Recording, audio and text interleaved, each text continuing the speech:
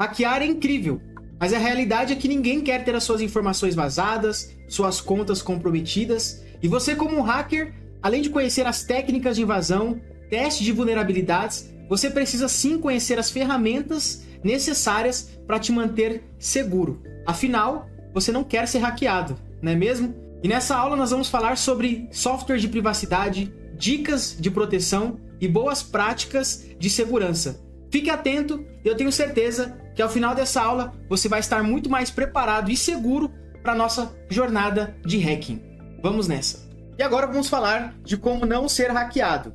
A primeira dica, e talvez uma das mais importantes, é a autenticação de 2 etapas sempre que possível. Eu conheço diversos influenciadores e pessoas que só não tiveram as suas contas hackeadas por causa da autenticação de 2 etapas, tá? Basicamente, ela funciona dessa forma aqui, ó, com algo a mais, realmente uma segunda camada. Mesmo que a pessoa tenha o seu usuário e a sua senha, ela não vai conseguir acessar a sua conta, a não ser que ela insira um código que você recebe no seu celular. E a verdade é que todo mundo hoje em dia anda com o celular, inclusive eu estou com o meu aqui. Todo mundo hoje em dia tem o celular ou no bolso ou por perto, e aí fica bem fácil e garante uma proteção a mais. Por exemplo, eu vou tentar acessar aqui uma conta minha no Gmail e você vai ver o funcionamento da autenticação de 2 etapas na prática. Eu vou digitar o meu e-mail e eu vou digitar a minha senha. Vamos imaginar que você saiba a minha senha e que minha senha seja Antonio@123. Mas mesmo que você saiba, na hora que você tentar se logar aqui na minha conta e você não ia direto para a caixa de entrada, não ia conseguir ver minhas mensagens, porque ele barrou você exatamente nessa opção aqui, ó, verificação em 2 etapas. Ou seja, uma mensagem de texto com um código de verificação de 6 dígitos acabou de ser enviado aí para o meu número de celular. Se eu abrir ele aqui, já está aqui, e só eu tô com o meu celular.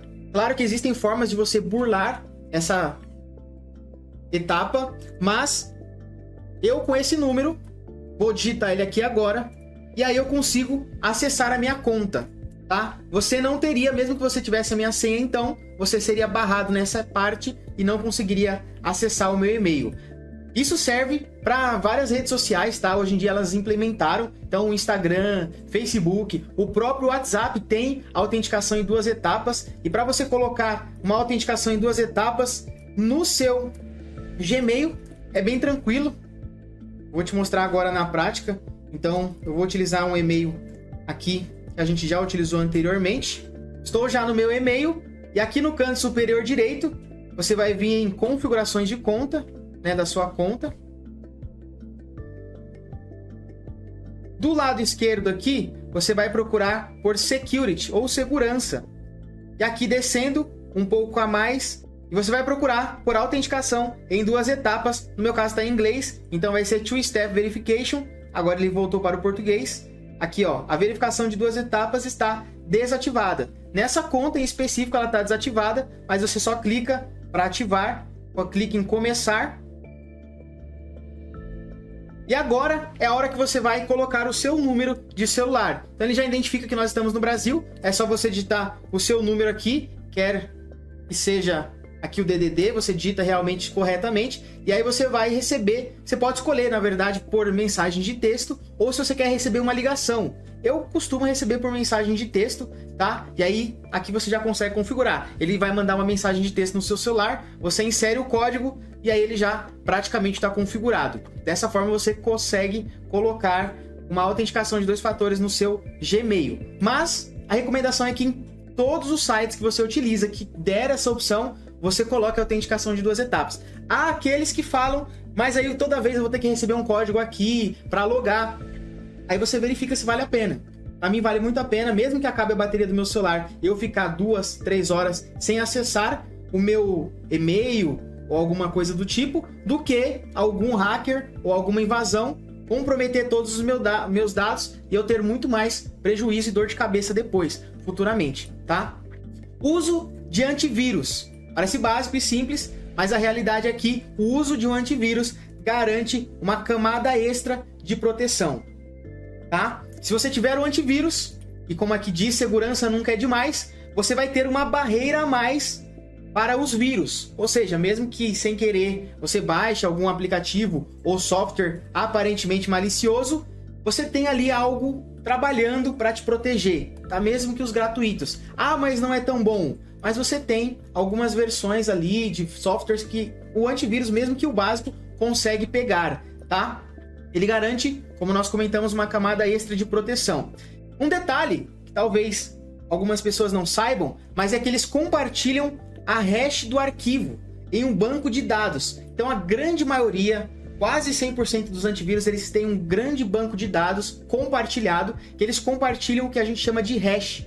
É uma forma que eles conseguem identificar arquivos maliciosos, uma vez que já detectado, tá? A gente vai ver o que é hash.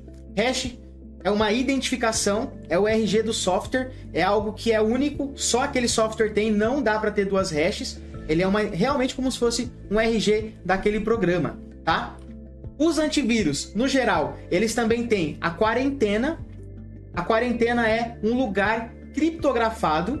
Todos os antivírus, a grande maioria, na verdade, eles vêm com essa opção de quarentena, que quando ele suspeita de um arquivo, vamos imaginar que um vírus acabou de ser criado e nenhum antivírus ainda detectou. Ele está totalmente indetectável. Mas, pelo comportamento dele, aqui ó, comportamento do arquivo, os antivírus podem suspeitar dele ser malicioso. Imagina que você tem uma calculadora e a calculadora pede uma permissão para acessar a câmera e os contatos. Não faz sentido. Por que uma simples calculadora vai querer acessar minha câmera? Então, pelo comportamento, ele consegue ali suspeitar daquele arquivo, mas como ele ainda não sabe se ele é malicioso ou não, ele consegue colocar, por exemplo, numa quarentena.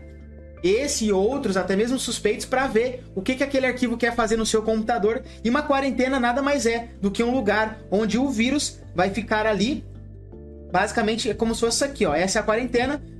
O vírus fica aqui dentro. E aí, o antivírus consegue olhar o que ele está fazendo, quais as escritas em disco que aquele arquivo quer fazer, o que ele quer acessar. E dessa forma, ele consegue decidir e dar o veredito se o arquivo ele é malicioso ou não, tá? Importante dizer, qual que é o melhor antivírus? Obviamente, é você. Não tem discussão sobre isso. Eu conheço pessoas que pagam e pagaram antivírus muito caros anualmente, mensalmente, os melhores inclusive, mesmo assim foram infectadas.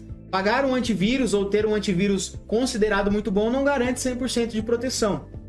Há vírus e há malwares que são criados agora, que burlam as proteções e mesmo o melhor dos antivírus não vai detectar.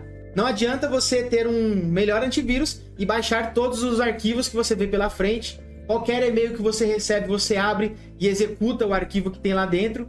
Dessa forma, você é o melhor antivírus. E voltando a falar de hash, agora eu vou te mostrar na prática como que nós pegamos a hash de um arquivo, tá? Como é que também os antivírus conseguem analisar a hash do arquivo e como é que você faz para ver de maneira melhor ali na prática mesmo. Eu vou abrir aqui o PowerShell. Então você vai... Isso no Windows, tá? Você vai clicar aqui no iniciar e vai digitar Power. Ele já aparece, ó. Windows PowerShell é esse azul aqui mesmo.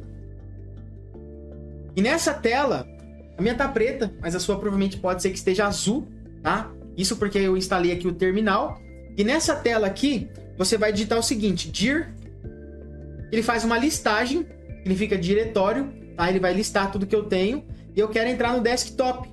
Nada mais é do que a área de trabalho. Então eu vou dar um CD desktop. Olha isso que legal. Eu começo a digitar, ó, desk e dou um tab. Ele preenche o resto, dou um enter. Agora eu estou na minha área de trabalho. Vou colocar aqui para você visualizar melhor. Tá? E aí, nessa tela aqui, eu vou dar um dir de novo. Nesse dir, agora ele listou toda a minha área de trabalho. Nessa tela, a gente vai pegar a hash desse arquivo executável aqui, ó. Então, get-file hash. Esse é o comando para você pegar a hash de qualquer arquivo. Lembrando que ela é imutável e única. Então, só esse arquivo tem essa hash. Se eu pegar do Burp Suite, por exemplo, ele vai ser outra hash. Então, vou pegar aqui ndesk, eu dou um tab, ele completa, né? Eu dou um enter. E agora, olha só que legal, eu tenho a hash do arquivo. E pode ver, ela é um número bem extenso mesmo, tá? Ele termina aqui com 4F. Se eu fizesse esse mesmo comando, só que para o burp, olha só que legal, já mudou. Ele termina com C5, começa com 8F, aqui ele é único. Eu vou pegar a hash desse primeiro, e agora nós vamos jogar em alto nível. Existe um site chamado VirusTotal. Nós vamos acessá-lo, VirusTotal. Abriremos o primeiro. Olha só que legal. Nessa tela, você pode simplesmente jogar o arquivo aqui. Então, eu vou clicar em Choose File. Eu vou escolher o mesmo arquivo que nós vamos analisar. Aqui, o NDesk. Ele começa a carregar. Aqui em cima, você vê que ele já dá um código. Ele não identificou nada. Maravilha. E na comunidade, você consegue olhar o que as pessoas estão dizendo sobre esse aplicativo. Só que no VirusTotal, além de você conseguir colocar um arquivo, você consegue jogar o arquivo aqui, ó. Você consegue analisar uma URL também, se você desconfia de algum site, você pode jogar ele aqui. Vou jogar o google.com. Olha que legal. Ele analisa o Google e ele dá o veredito, ó, limpo, limpo. E ele não analisa em um antivírus só. Ele analisa em vários antivírus. Nesse caso, de 89 antivírus que olharam, não teve nenhuma detecção, ou seja, está limpo. E agora, no final aqui, nós temos uma outra opção. Além do arquivo e da URL, tem a opção de search, que você pode procurar, por exemplo, além de URL, IPs, e também você pode procurar por hash. Exatamente essa aqui que a gente pegou, ó. Eu posso pegar a hash do arquivo, eu coloco aqui, e assim que eu dou Enter, ele também me dá o veredito. Olha só que legal. Sem problema nenhum, o arquivo. E olha aqui que legal, ó. Alibaba, o Avast, o Bitdefender. Ele tem vários e vários antivírus que fazem essa análise. Lembra que nós jogamos o arquivo aqui? Olha só, grava aqui, ó. Começou com um C, 4F. A gente comentou da hash do arquivo que os antivírus fazem essa análise. Se eu vier aqui no VirusTotal e eu não peguei a hash, agora eu vou jogar o arquivo. Eu vou escolher Choose File. Eu vou colocar aqui o NDesk. Olha aqui em cima que legal, ó. Ele automaticamente joga a hash. Sozinho. Eu não copiei, não colei. Aqui foi ele que jogou ali em cima. E é dessa forma que eles analisam os arquivos. Tá? Se eu pegasse aqui, vamos ver se ele considera malicioso o Burp Switch. Vou jogar aqui, eu posso trocar só aqui em cima também, ó, para uma nova hash, clicar em pesquisar. Ele não encontrou. No match found. Não encontrou. Mas assim, é dessa forma também que os antivírus conseguem burlar, tá? Se eles criam agora um vírus. Os vírus conseguem burlar, né, na verdade. E se eles criam agora um vírus que não passou por nenhuma detecção, nenhum antivírus olhou o comportamento nem nada, e é por isso que você não pode 100% confiar no antivírus, tá? E aqui a gente acabou de descobrir como pega a hash de um arquivo no Windows. Então o comando é get file hash e na frente o nome do arquivo. Se eu quisesse pegar a hash do Itaú, do Banco Itaú, assim que eu dou um Enter, eu tenho aqui a hash do arquivo do Banco Itaú, tá? Detalhe, e muito importante, agora a gente vai ver isso no Linux. Eu vou abrir aqui a minha máquina virtual. Perfeito, estamos aqui na tela inicial do Kali Linux. Eu vou digitar a senha, Kali. E agora, aqui no meu terminal, eu vou abrir ele. E olha só que legal. Não se preocupa ainda com os comandos, tá? A nossa intenção aqui e o intuito é que você aprenda o comando para pegar a hash de um arquivo. Estou aqui na minha área de trabalho.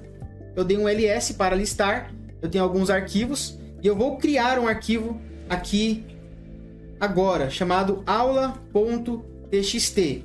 Dentro desse arquivo vai ter apenas um nome escrito teste. E assim que eu listo, ele está aqui, ó, aula.txt. Como é que eu faço para pegar a hash do arquivo aula.txt no Linux? Você lembra que aqui, quando a gente buscou pela hash, no Windows mesmo, ele dá aqui, ó, SHA-256, que é o algoritmo da criptografia e da hash aqui, no que ele está dizendo para nós. SHA-256 é um tipo de algoritmo, que é o que essa hash tem a nos oferecer. Esse mesmo SHA-256, eu consigo pegar ele aqui no Linux ou no Kali. Tá? Eu posso digitar SHA-256-sun. Então, esse é o comando, ó, SHA-256-sun. E na frente eu passo o arquivo que eu quero, no caso, aula.txt. Assim que eu dou Enter, olha aqui que legal, ele tem a hash do arquivo aula.txt, tá? Bem legal. Lembrando que cada arquivo, mesmo com o mesmo nome, mesmo que com o mesmo tamanho de bytes, de megabytes, ele é único. Então aqui eu criei um arquivo chamado aula.txt, escrito dentro dele, se eu der um cat aula, tá escrito teste. É como se fosse um arquivo em TXT do bloco de notas escrito teste. Mas é único. Não existe outro no mundo igual. Mesmo se eu vier aqui no Windows agora, se eu vier aqui no Windows, ó, vou abrir o bloco de notas e vou digitar teste, que é uma nota, né? Vou salvar como arquivo txt escrito aula. Então ele vai virar um arquivo aula.txt. Vou voltar aqui, ó, tô no desktop, dou um dir, ele tá aqui, ó, aula.txt, correto? É o mesmo arquivo com o mesmo escrito dentro. Significa então que a hash vai ser a mesma, certo? Errado. A gente viu que hash cada um tem uma. Então, se eu der aqui um comando, que é o get-file-hash aula, olha só, ele me deu uma hash começando com 4, terminando com 5. E aqui no nosso Kali Linux, o mesmo entre aspas, arquivo chamado aula.txt, com um teste dentro, eu tenho aqui a hash dele começando com 0 e terminando com 4. Ou seja, é muito comum em provas também, às vezes a gente precisa fazer o que a gente chama de CDC, que é cadeia de custódia. Cadeia de custódia. E aí, nessas cadeias de custódias, a gente precisa pegar a prova que aquele arquivo ele é o mesmo arquivo. Então a gente tira a hash desse arquivo, porque se qualquer mudança, se eu pegar aqui, por exemplo, e alterar o que tem dentro desse aula.txt, eu vou fazer uma modificação. Eu vou pegar aqui agora e vou colocar teste 1, 2, 3. Eu só acrescentei 1, 2, 3 na frente. Salvei. Agora se eu vier em SHA-256-sun no aula e eu dou um tab, olha só, ele agora começa com 2, termina com 5. A hash, ela mudou. Ela altera. Ou seja, agora, se alguém tivesse visto a hash do primeiro arquivo e ela vê agora a hash do segundo arquivo, ela fala, não, o arquivo foi modificado. A mesma coisa serve para fotos, serve para vídeos, serve para provas, documentos. Se a hash ela é modificada, significa que alguma coisa naquele arquivo foi modificada, ele já não é mais o mesmo, tá? Então, isso é muito importante, esse conceito sobre hash, para que você saiba. Então, você também acabou de ver aqui VirusTotal, que além de hash, você consegue ver o URL de arquivos, de sites, na verdade, e você consegue ver até arquivos também jogando ele aqui. Você pode analisar não só no seu antivírus, você pode analisar em mais de 80 antivírus aí, de maneira gratuita e online, tá? Vai comprar em sites? Vai fazer alguma compra em algum site que seja diferente, que você não está acostumado? Até em sites confiáveis mesmo, porque a gente não sabe, ele pode ser invadido a qualquer momento, né? Sites têm brechas. Essas brechas têm vulnerabilidades que permitem que hackers acessem, executem, baixem seus dados. Então, a recomendação é que você utilize um cartão virtual. Cartão virtual, tá? Como é que eu faço para ter um cartão virtual? Verifica aí no aplicativo do seu banco. Acredito hoje que 100% dos bancos devem ter essa opção. Se não tem, você dá uma consultada, fala com o gerente do banco. Geralmente tem, tá? É só habilitar no próprio celular. Eu habilitei o meu, por exemplo, e ele tem uma vantagem de ser um cartão temporário. Então, se você for fazer uma compra num site que tá com aquela cara suspeita, você não sabe, ou só por precaução mesmo, é realmente recomendado que você utilize um cartão virtual, porque eu posso fazer uma compra agora e assim que eu faço a compra eu excluo o cartão e pronto. Se um dia aquele site foi invadido e alguém conseguir aquele número de cartão, tentar fazer uma compra nele, não vai conseguir, porque ele já não existe mais, tá? Ele foi realmente temporário. Essa é a parte bem legal e vantajosa. E não corre aquele risco de você perder, né, o cartão físico, porque ele é um cartão ali online, virtual, temporário, tá? O simples funciona. Não acredite aqui que eu vou falar milagres ou dar uma fórmula mágica. O simples funciona. E eu quero aqui dizer para você, não compartilhe senhas. Mas eu não compartilho minhas senhas. Já cansei de ver influenciadores, pessoas que precisavam com a equipe compartilhar senhas. É necessário? Então a gente tem um método mais seguro para fazer isso, tá? Precisa compartilhar a senha? Existe uma forma que você pode compartilhar a sua senha com limite de visualizações e tempo de expiração. Gente, eu já passei por isso, tá? Eu vi e-mails de 2, 3 anos atrás de algo como exemplo: olá suporte, eu preciso de ajuda para corrigir aqui erros na minha máquina. Essa é a senha. E 2 anos depois, o e-mail estava lá com a mesma senha, com o mesmo usuário. Além da recomendação da troca periódica, que aí às vezes fica inviável, né? Você tem que trocar, às vezes não lembra. Você pode mandar um link com uma senha com limite de visualizações e com tempo de expiração. Ou seja, vamos ver isso agora. Existe um site chamado PW Push, não sei se você conhece. Olha só que interessante. Eu posso vir aqui e eu preciso, um exemplo, compartilhar minha senha com você. E eu vou aqui colocar, ó, aula senha segura 123. Eu preciso compartilhar essa senha com você. Mas eu vou definir que esse link ele vai expirar em uma data, em uma quantidade de tempo. Então aqui eu vou colocar que ele vai expirar em 3 dias e depois de 3 visualizações. Olha só que legal. Esse erro de 2 anos, 1 ano, 1 semana lá minha senha exposta para alguém, se aquele e-mail é invadido alguém pode ver, não tem mais. Agora com esse site isso acaba, tá? Eu vou mandar essa senha para você, só que eu não vou mandar ela em texto claro. Não vou mandar, ó, minha senha é aula 123, não. Eu vou criar um link aqui através do PW Push com limite de 3 dias e com 3 visualizações. Aqui embaixo você define, né? E aqui você clica em Push It. Você clica em Push It. E aí, eu vou copiar esse link aqui, ó. Na verdade, é esse link que eu vou te enviar. Então, assim que eu te enviar, falar, ó, Marcos, Pedro, aqui minha senha. Tá nesse site. Assim que a pessoa acessa, aqui, ó. As aulas senha segura. Agora ele sabe que essa é a minha senha. Só que olha só que legal. Depois de 3 dias, esse link já não é mais válido. E não só 3 dias. A primeira vez que eu acessei, agora ele já dá 2 mais visualizações. Ou seja, eu só tenho mais 2 visualizações. Se eu acessar de novo, não lembra a senha. Ele acabou de me passar, mas não lembra. É uma senha difícil. Ele vai abrir e vai estar aqui. Agora eu só tenho mais uma visualização. Se ele não anotar ou copiar aqui, ó, que tem a opção Copy to Clipboard, que é para ele copiar e usar no site, onde ele quiser, é claro, agora não tem mais nenhuma visualização. Acabou. Se eu colocar aqui, ó,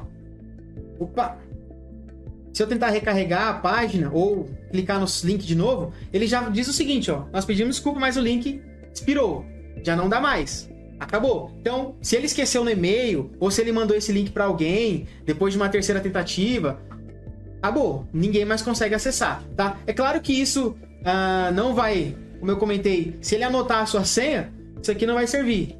Você mandou o link, você foi seguro, mas ele anotou em algum lugar, deixou ali em papel ou até no celular, mas você garante um pouquinho mais de proteção aí para sua senha, principalmente quando a gente fala de equipe, tá? Então, o básico funciona. E algumas formas da gente se proteger, e essa é uma delas que eu, inclusive, utilizo sempre quando eu vou compartilhar minhas senhas, tá? Proton VPN. Nós temos algo aqui gratuito, e se você criou a conta conosco lá no Proton Mail, você tem direito a acessar uma VPN da Proton, tá? Tá aqui, ó. Você consegue se conectar e o seu IP já não é mais o seu IP. Você consegue ali camuflar, tá? Vamos ver isso na prática? Você vai lá comigo lá no site da Proton. Abre o site da Proton aí. Clique em Sign In. E aqui você vai logar com a sua conta, tá? Com o seu usuário, com o seu e-mail. A parte aqui é bem tranquila, você já vai ter o acesso. Então, vou digitar aqui. Meu usuário e minha senha. Já estou no meu e-mail. E olha só que interessante. Aqui no canto superior esquerdo, nós temos uns quadradinhos. Se eu clicar, eu tenho a opção aqui, ó. Proton VPN. Vou clicar, ele já vai me redirecionar para um site específico aqui, ó, com o diretório /VPN. Perfeito. Ele diz, o nosso plano, que é gratuito, free, ele dá direito a uma conexão de VPN em até 193 servers em 3 países diferentes. Então você tem um plano gratuito aí, também você vai ter direito a esse plano, tá? Descendo aqui no canto inferior esquerdo, eu acho que você não vai conseguir ver, deixa eu aumentar aqui minha tela. Ó, aqui a gente tem essa opção aqui, ó, Open VPN, na verdade em cima é VPN Apps, que tem esse sinalzinho de download, ó, tá vendo? Aí assim que eu clico, você vai escolher qual que é o seu sistema. Então tem para Android, tem para iOS, Windows. No meu caso, tem até para Linux aqui, ó, Linux. Caso você queira utilizar o VPN no Linux. E até para Mac também, ó. Eu vou baixar aqui para Windows. Clicaremos em fazer o download. Já vai redirecionar para o site. Procura aí o botão de download. Aqui achamos. Download Proton VPN. Você vai escolher onde você quer salvar. Vou salvar aqui mesmo na pasta de downloads, não tem problema. E vamos aguardar ele fazer o download. Perfeito, ele terminou aqui de fazer um download. Eu posso clicar aqui no arquivo. Ele vai dizer, ó, deseja permitir que esse aplicativo faça alterações? Sim, porque eu vou instalar. Ele vai começar a instalar, português brasileiro, ok. E não tem segredo, tá? É sempre avançar, avançar até ele instalar. A pasta, avançar, avançar e instalar. Geralmente vai bem rapidinho. Lembrando que a gente vai precisar logar com a nossa conta, tá? Ele deve estar instalando aqui, ó. Agora chegou o momento. Mais uma vez eu vou logar com a minha conta. E aqui você vai digitar a sua senha. Já está iniciando. E a interface aqui dele é bem tranquila, não é difícil de mexer. Iniciou e na primeira inicialização ele dá boas-vindas. Ele pode te mostrar para você fazer um tour. Recomendo, você pode fazer um tour, você vai descobrir algumas ferramentas a mais ali. No caso, eu vou pular, eu vou te mostrar aqui direto como é que a gente faz para trocar o nosso IP. Aqui ele está dando o nosso IP. Olha, ele está mostrando, ó, seu IP você não está protegido. O que isso significa? Que aonde for, se eu acessar, por exemplo, o Gmail aqui agora, se eu acessar um site, qualquer que seja o site, técnicas de invasão.com. Acabei de acessar o site. No servidor, ele vai mostrar o log do meu IP. Então, se você fizer um ataque em algum site e não estiver utilizando uma VPN, vai o seu IP. Seu IP mesmo da sua máquina. Então, tá indo o meu IP aqui, a minha rede e tudo mais. Agora, eu vou usar uma VPN. Olha só que legal. Inclusive, até para te mostrar melhor, ó, meuip.com.br. Tem um site que mostra aqui, ó. Assim que eu acesso o meu IP, ele vai mostrar, ó, seu IP é esse. Se eu copiar esse IP e vir aqui Abuse IPDB, esse é um outro site também, ó, abuseipdb.com, e você jogar o IP aqui, ele vai te mostrar, ó, você tá no Brasil, país, vai te mostrar algumas informações aí interessantes, mas olha só que legal agora. Aqui no própria VPN, na própria VPN, eu vou clicar em conexão rápida.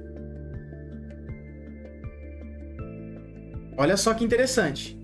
Ele está conectando em Países Baixos. Servidor gratuito. Pronto, está conectado. Ou seja, eu estou em Países Baixos. Depois você pode escolher, ó, se eu quero se conectar nos Estados Unidos, tem a opção aqui conectar. No Japão, eu posso conectar. Tem alguns servidores aqui gratuitos, tá? E olha só que legal agora. Eu vou dar um reload nessa página aqui, ó. Vou clicar para recarregar. E ele estava identificando meu IP real. Eu vou acessar aqui ele, ó, meuip.com.br. E agora ele já está me dando um outro IP aqui. Eu vou copiar esse IP e vou jogar ele aqui em cima. Ó. Inclusive ele é bem parecido com o anterior. Eu começa com 138 e tal, mas eu vou jogar ele lá no Abuse IPDB. Vamos ver de onde que ele tá me falando que eu tô. Bom, e aí nós estamos em Amsterdã, por exemplo. Ele está me identificando e dizendo para mim que a minha cidade que eu tô é Amsterdã. Ou seja, se eu acessar um site agora, o próprio Técnicas de Invasão, nos logs do servidor, vai estar mostrando não mais o meu IP do Brasil, vai estar mostrando o IP da Holanda, no caso, em Amsterdã. Então, dessa forma, você consegue bem tranquilamente aqui no Proton VPN se conectar e trocar o seu IP. Você vê que de maneira grátis A gente acabou de ver aqui, inclusive bem bonito, você consegue ter um controle aqui, ó, do tráfego de saída, tráfego de entrada, quanto tempo você tá nessa sessão. Então vai fazer 2 minutinhos aí, ó, que a gente está conectado. E é bem tranquilo, bem fácil, tá? Espero que você consiga aí, tenha curtido essa parte de VPN, que particularmente eu gosto demais. Aqui você pode pegar IP de vários países, tá? No caso ele nos jogou lá para a Holanda, em Amsterdã, e aqui ele coloca Países Baixos, mas em algum momento você pode cair em país da Espanha, da Austrália, da França, do Canadá, do próprio Estados Unidos, até do Japão, como a gente viu.